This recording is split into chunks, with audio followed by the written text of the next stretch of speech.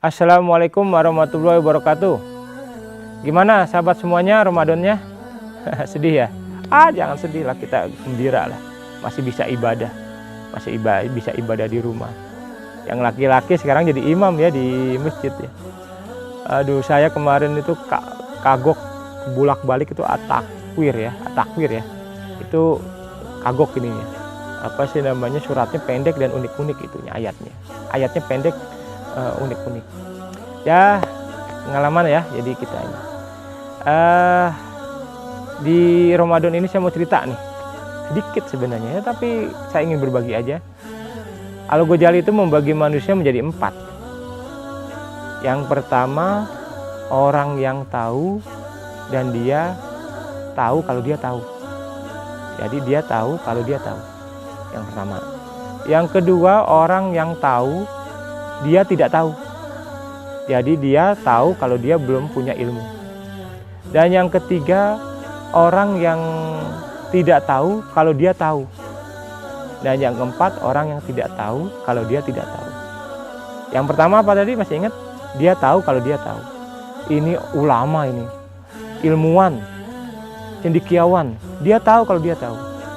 Yang kedua, dia tahu kalau tidak tahu. Wah, ini orang hebat. Dia pasti belajar, orang yang senang belajar. Dia belajar. Dia sadar dia tuh nggak tahu apa-apa. Dia belajar terus dan belajar.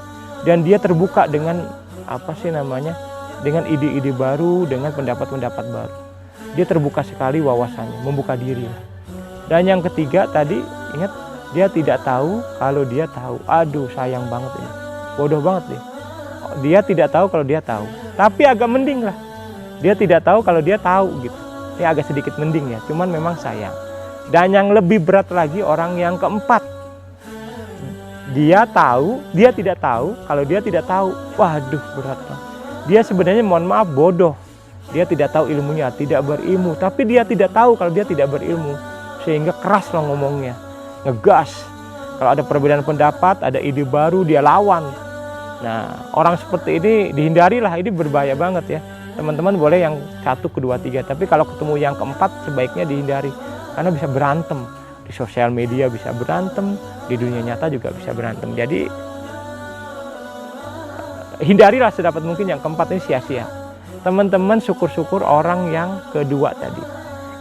Tahu kalau tidak tahu. Cari ilmu terus.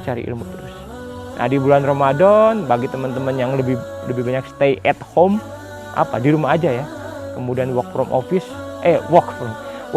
home, jadi kerja di rumah. Ini kesempatan sih sebenarnya untuk banyak belajar ya.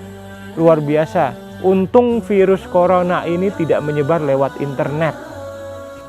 Coba kalau virus internet ini, corona ini menyebar lewat internet, bubar ini dunia. Nah, mumpung belum menyebar, kita kan nggak tahu. Nah, kedepannya banyak belajar bisa dari internet, dari YouTube, dari video-video yang lain. Ikut acara-acara Zoom, itu banyak sekali itu seminar-seminar Zoom yang gratis. Cari yang kira-kira memang temanya menarik, dibutuhkan, yang sesuai dengan kebutuhan sahabat-sahabat sekalian.